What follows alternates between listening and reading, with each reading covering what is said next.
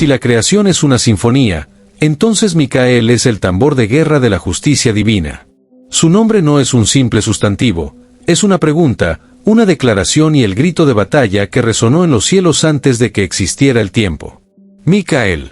En hebreo, Micael, ¿quién como Dios? No es una pregunta retórica. Es el desafío eterno lanzado a cada criatura que osa poner su voluntad por encima de la de su Creador. Micael es la respuesta de Dios a la soberbia, el puño de la humildad que golpea la arrogancia. Él no es simplemente un mensajero o un sanador, es el príncipe de la milicia celestial, el único ser creado a quien se le ha confiado el liderazgo directo de todos los ejércitos angélicos. Es el generalísimo del cosmos. La Biblia, en sus textos canónicos, es curiosamente reservada con los detalles de Micael, pero las referencias son siempre monumentales. Daniel lo llama el gran príncipe que defiende a Israel. El apóstol Judas lo describe luchando contra el diablo. Y el Apocalipsis le da el papel que define toda su existencia, el capitán de las fuerzas leales en la primera y única guerra cósmica. La Iglesia lo reconoce como el arcángel principal, el jefe de todos los coros angélicos, el primero entre los príncipes. Antes de que la humanidad fuera creada, antes de que el primer hombre cayera, la lealtad de la creación fue probada en los cielos. La rebelión no comenzó en la tierra, sino en la cumbre de la perfección, en el corazón del ángel más brillante y hermoso, Luzbel, portador de luz. La tradición mística y apócrifa, que da carne al esqueleto bíblico, relata que Dios, en su omnisciencia, reveló a los ángeles el misterio de la encarnación, el plan de que el Verbo se haría carne y nacería como un hombre, Jesús de Nazaret, y que la humanidad, aunque creada inferior a los ángeles, sería elevada en dignidad al ser unida a la segunda persona de la Trinidad. Los ángeles serían llamados a adorar y servir a este ser divino humano. Fue entonces cuando la belleza se convirtió en veneno. Luzbel, cegado por su propia gloria y perfección, no pudo soportar que una raza inferior, hecha de polvo y debilidad, fuera elevada por encima de él. Su mente se llenó de indignación y orgullo. El grito de su traición no fue un rugido, sino un susurro venenoso que recorrió las huestes celestiales: non serviam. No serviré. Luzbel, ahora Satanás, el adversario, intentó persuadir a millones de ángeles, apelando a su intelecto y a su honor. Él les prometió un trono sin servidumbre, una gloria sin sumisión. La tercera parte de las estrellas del cielo, los ángeles, se unieron a su causa, cegados por la ilusión de una autonomía absoluta. El silencio se rompió. El cielo, que había sido una sinfonía de alabanza, se convirtió en un campo de batalla silencioso y fulminante. La guerra en el cielo no fue una lucha de espadas de hierro, sino de voluntad pura y gloria radiante. Mientras los ángeles rebeldes se levantaban en su orgullo, esperando la señal de Luzbel para establecer su reino, un único ser se plantó firme y lanzó el desafío que desbarató todo el plan de la rebelión: Micael. El arcángel Micael, que había estado observando la caída de su brillante hermano, no debatió, no negoció ni intentó persuadir. Él solo alzó su voz y, con una claridad de cristal y una potencia de trueno, pronunció su lema: ¿quién como Dios? Ese grito fue la espada de doble filo. Era una pregunta, un reproche, y el juramento de lealtad absoluta. Significaba: tú, Luzbel, ¿quién eres tú para compararte con el ser que te creó a ti y a esta gloria? Solo Él es Dios. El grito de Micael fue el punto de inflexión teológico de la existencia. Él se puso a la cabeza de los ángeles que permanecieron fieles, las 2/3 partes restantes, y bajo su liderazgo, el conflicto se desató según el dramático relato del Apocalipsis. Hubo una gran batalla en el cielo. Micael y sus ángeles luchaban contra el dragón, y luchaban el dragón y sus ángeles, pero no prevalecieron, ni se halló ya lugar para ellos en el cielo. Y fue lanzado fuera el gran dragón, la serpiente antigua, que se llama Diablo y Satanás, el cual engaña al mundo entero, fue arrojado a la tierra, y sus ángeles fueron arrojados con él. Apocalipsis 12, 7-9. Imaginemos la escena, no una batalla cuerpo a cuerpo como la humana, sino una lucha de luz contra la sombra, de verdad contra la mentira. Micael, revestido no de metal, sino del fuego de la presencia divina, se enfrentó directamente al dragón, el ser de mayor jerarquía en la creación que ahora se había convertido en la encarnación del mal. Micael no necesitó fuerza física, su poder provenía de su humildad total. Su espada, la espada de la luz, Era la manifestación de su obediencia irrestricta. Satanás luchó con la fuerza de su intelecto, de su belleza y de su rabia. Micael luchó con la fuerza de su sumisión a la voluntad de Dios. Y la humildad venció al orgullo. El arcángel Micael no solo ganó la batalla, él fue el ejecutor de la sentencia cósmica. Con su grito de guerra como bandera, él mismo arrojó a Satanás y a sus hordas del paraíso. No hubo apelación, no hubo tregua. La expulsión de 1/3 de la creación perfecta fue el acto más violento y necesario de la historia del universo, y Micael fue el encargado de llevarlo a cabo. Este evento fundacional estableció el papel eterno de Micael, es el guerrero. Su misión principal no es el consuelo, sino la separación, separar la luz de la oscuridad, la verdad de la mentira, y lo santo de lo profano. Es el ángel de la frontera, el que asegura que el caos no traspase los límites del orden divino. Su autoridad es tal que, mucho antes de que se escribiera el Apocalipsis, ya era reconocido como el comandante del ejército de Jehová. En el libro de Josué, capítulo 5, Josué, el sucesor de Moisés, está a punto de emprender la conquista de la tierra prometida. Estando cerca de Jericó, se encuentra con un hombre con una espada desenvainada en la mano. Josué, valiente pero cauteloso, le pregunta, ¿eres de los nuestros o de nuestros enemigos? La respuesta del ser es monumental, no, soy príncipe del ejército de Jehová, y ahora he venido. Josué se postra rostro en tierra y lo adora. Aunque el texto no lo nombra directamente, la tradición bíblica y exegética siempre ha identificado a este comandante supremo como el arcángel Micael. Esta aparición establece que la guerra de Israel por la tierra no es solo una guerra humana, es una guerra cósmica liderada desde los cielos. Micael no tomó partido en el conflicto de Josué, él declaró que él era el líder de la única causa que importaba, la de Jehová. La lección para Josué fue clara, la victoria no vendría de la estrategia militar, sino de la obediencia al general celestial. Desde ese momento, Micael asumió su papel como el custodio de Israel. El Dios de Israel, que es el Dios de toda la creación, asignó a Micael la protección especial de su pueblo elegido. Esta designación no fue solo geográfica, fue espiritual. El apóstol Daniel lo menciona directamente como Micael, vuestro príncipe. Micael es, por lo tanto, el ángel que entiende la naturaleza del enemigo mejor que nadie, porque lo combatió y lo desterró. Sabe que el enemigo es mentiroso y que su arma es la división. Por eso, su protección sobre el pueblo elegido no es solo física, es una defensa contra las mentiras que intentan corromper la fe. La guerra en el cielo nunca terminó de verdad, simplemente se trasladó a la tierra.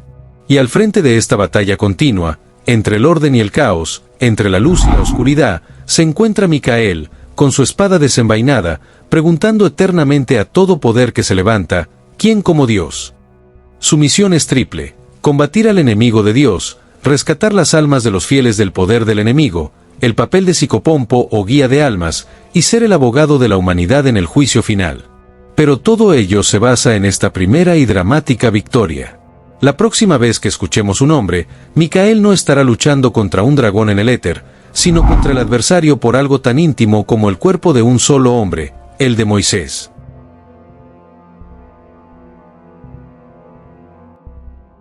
Si la parte 1 nos mostró a Miguel como el general cósmico que desterró al orgullo, esta segunda parte nos revela su misión más íntima y continua, la de protector y abogado del pueblo de Dios en la tierra.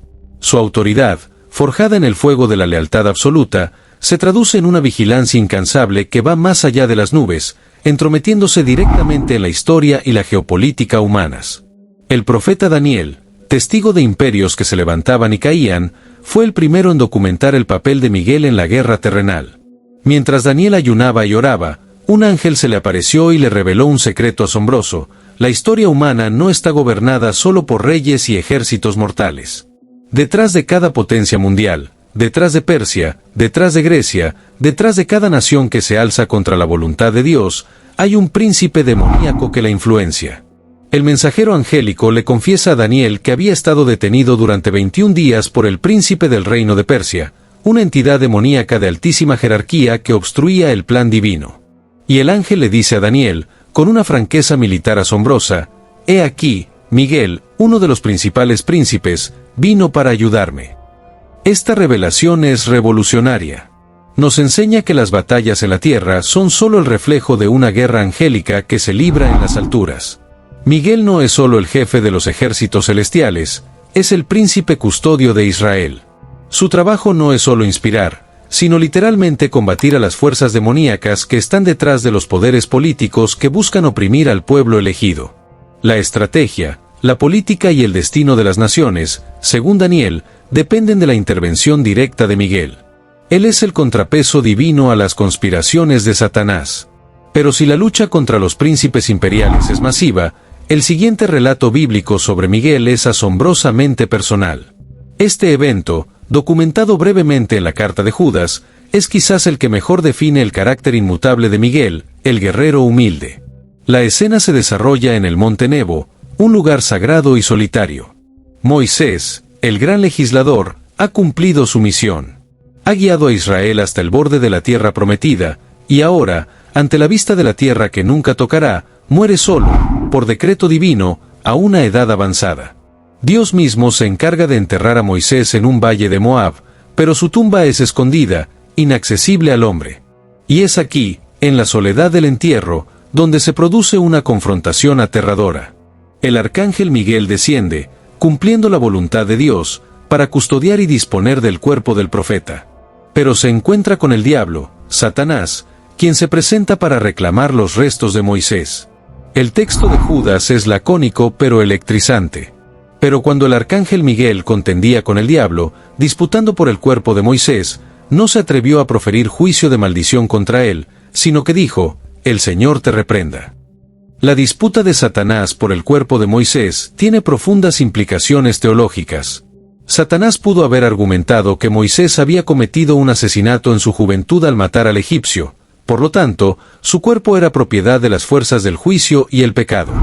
O, más sutilmente, Satanás podría haber querido el cuerpo para ofrecerlo a los israelitas, incitándolos a la idolatría, un destino que Dios quiso evitar al esconder la tumba. En cualquier caso, el reclamo era maligno y jurídicamente astuto. Miguel, que ha desterrado a Satanás del cielo, se enfrenta ahora a él en un duelo dialéctico y espiritual. Y aquí vemos la sublime humildad que lo define. A pesar de ser el general que lo expulsó, a pesar de tener toda la autoridad celestial a su disposición, Miguel se niega a descender al nivel de la calumnia o la maldición. Se niega a proferir un juicio de maldición contra su antiguo rival.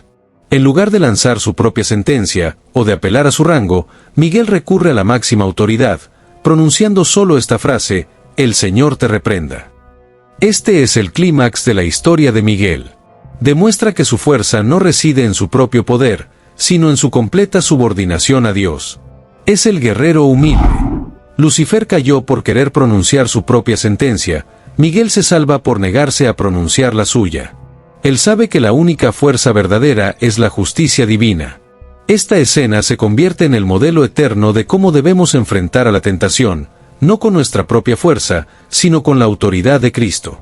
Miguel le entrega la batalla verbal al Señor, y al hacerlo, gana la batalla espiritual. El éxito de Miguel al asegurar el cuerpo de Moisés es, en la tradición patrística, un acto profético. Al custodiar el cuerpo del profeta, Miguel estaba preparando el escenario para la resurrección de Cristo. Estaba asegurando que el adversario no tuviera un símbolo de victoria o un objeto de culto. Su rol en este momento sella su reputación como el psicopompo, el guía de las almas.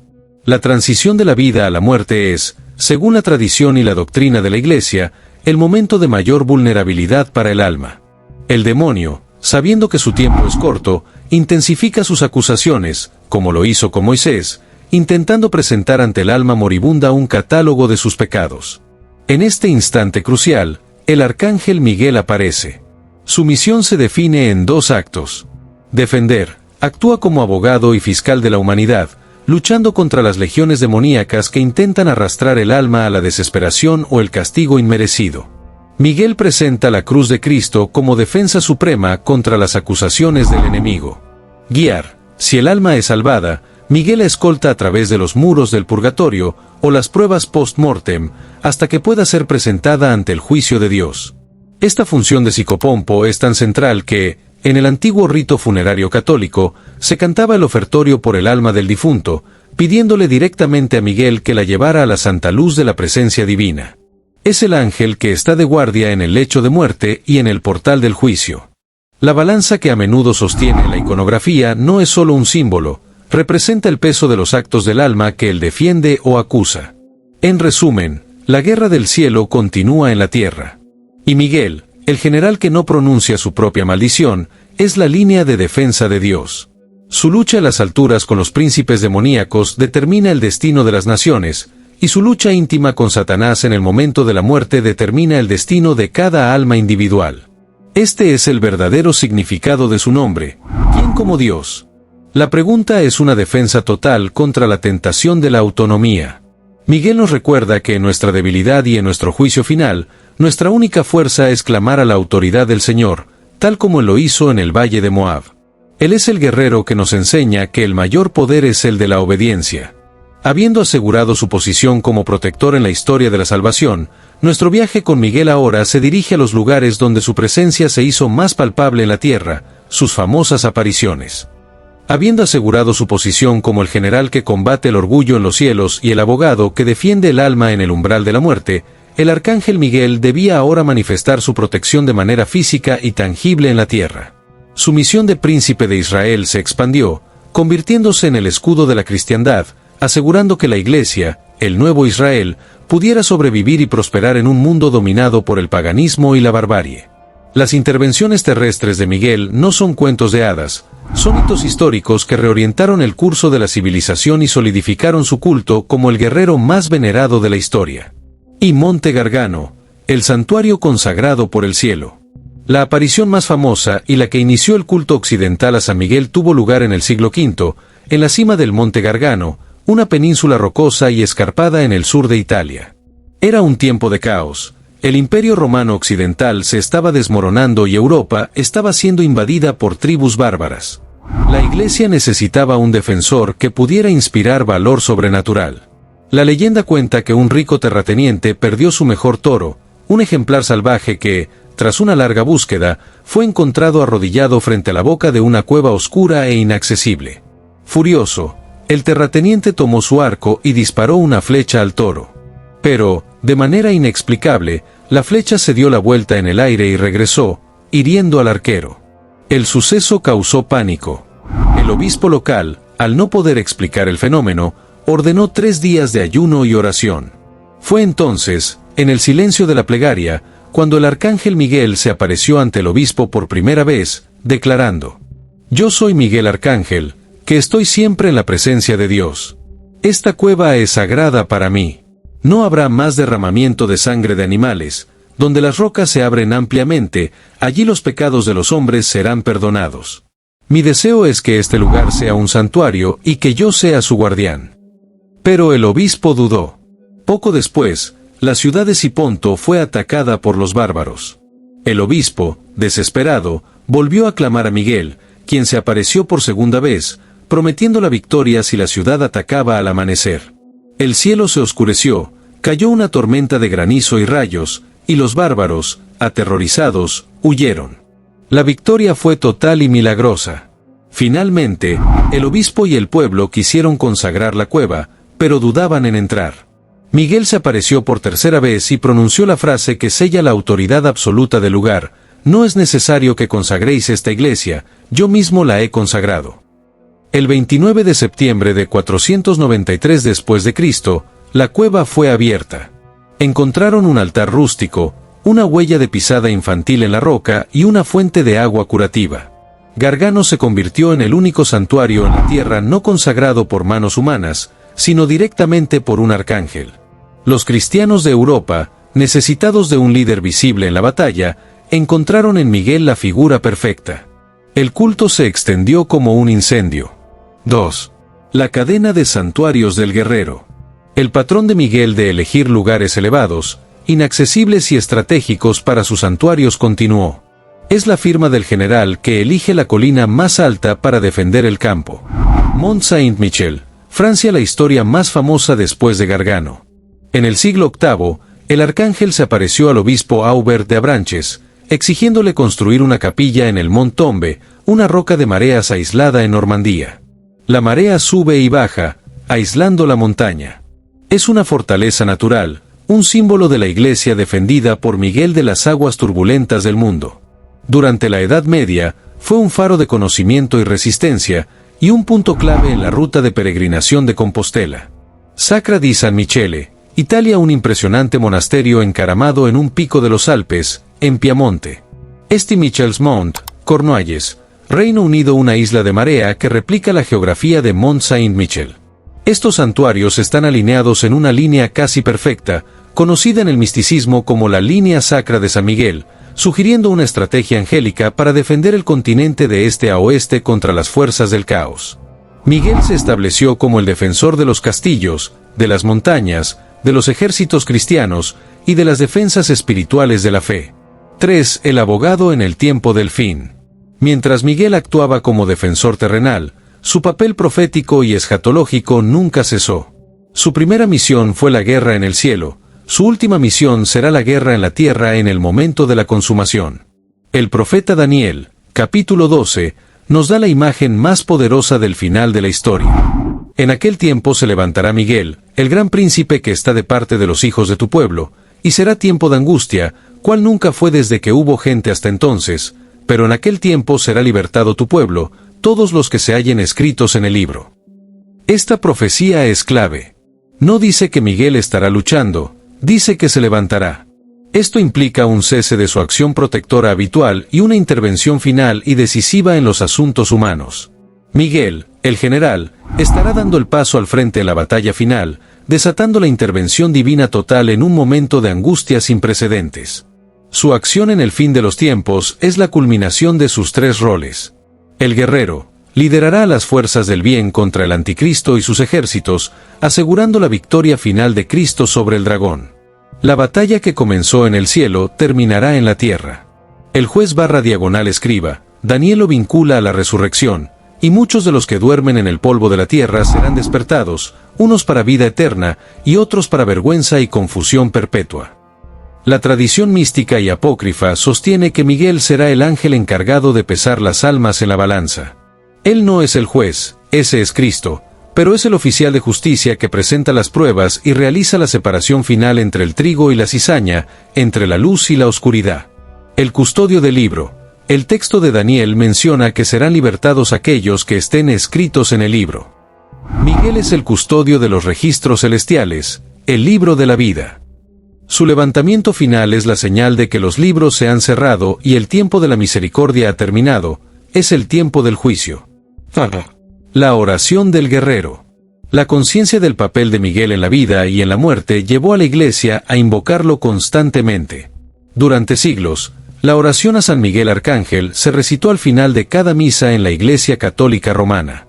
Esta oración, escrita por el Papa León XIII tras una visión aterradora de la influencia de Satanás sobre el mundo, es la síntesis de la misión de Miguel. San Miguel Arcángel, defiéndenos en la batalla. Sé nuestro amparo contra la perversidad y acechanzas del demonio. Esta oración no pide consuelo, pide defensa militar. Reconoce que el creyente está en una batalla continua, como Josué y Daniel lo estuvieron, y que necesitamos la intervención del Capitán Celestial. Su culto se convirtió en una armadura espiritual para millones de personas que vivían en medio de la guerra, la enfermedad y la tentación demoníaca. Miguel es el único arcángel que, al mismo tiempo, actúa como protector geopolítico, contra imperios, abogado personal, contra el demonio por el alma, y como el gran oficial del Apocalipsis. Sus huellas están en las montañas de Italia, en las arenas de Normandía, y en la escena final del juicio universal. En la parte 4, examinaremos el legado cultural de Miguel, por qué es el patrón de los soldados, de la policía y de los enfermos, y cómo su mensaje de humildad se traduce en nuestra vida diaria.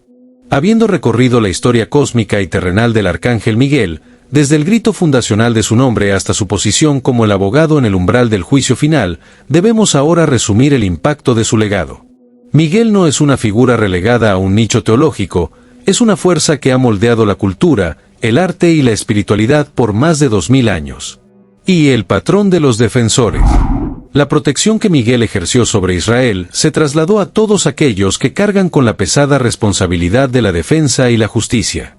Soldados y policías, su patronazgo sobre los ejércitos es obvio. En el medievo, Las órdenes militares lo invocaban en cada batalla. Hoy, las Fuerzas Armadas y los cuerpos de policía de todo el mundo lo consideran su protector celestial. Él es el patrón de aquellos cuya misión es establecer el orden en medio del caos, luchando contra fuerzas que superan la capacidad humana. Su armadura y su espada no son metáforas, son el símbolo de una batalla real que se libra a nuestro alrededor. Médicos y enfermos. Aunque Rafael es conocido primariamente como el sanador, Miguel también comparte este patronazgo. Su rol como psicopompo, guía de almas, lo coloca en el lecho de muerte, intercediendo por aquellos que están a punto de pasar a la eternidad. Es invocado contra las enfermedades, no solo por su fuerza para sanar, sino por su capacidad para defender la vida del cuerpo y del alma ante las incursiones demoníacas que a menudo acompañan el dolor y la debilidad. 2. La iconografía de la verdad. La representación artística de Miguel es un compendio de toda su misión. Cada elemento de su iconografía cuenta una historia.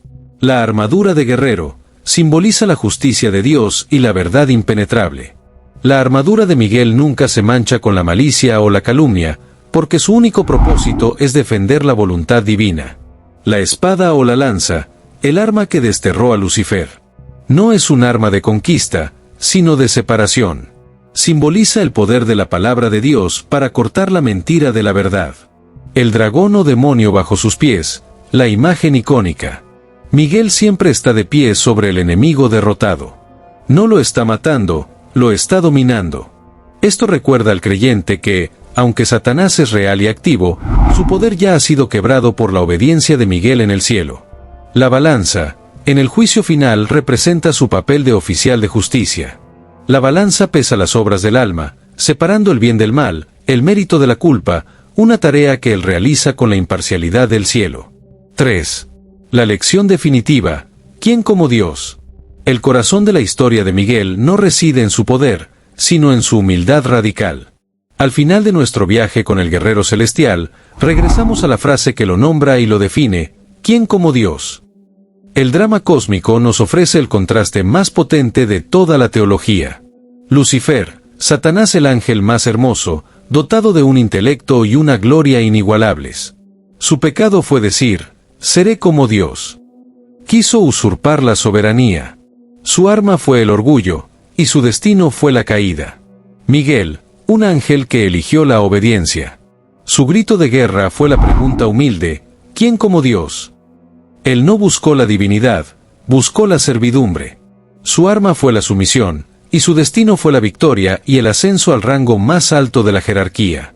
El poder de Miguel no es inherente a sí mismo, es un poder delegado. Él es grande porque se niega a ser algo más que el siervo de Dios.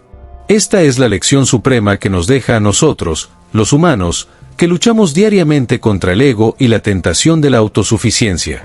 Cada vez que enfrentamos una tentación, una prueba de soberbia o una oportunidad de calumnia, como la que enfrentó Satanás en el cuerpo de Moisés, el ejemplo de Miguel nos llama a la moderación y a la obediencia.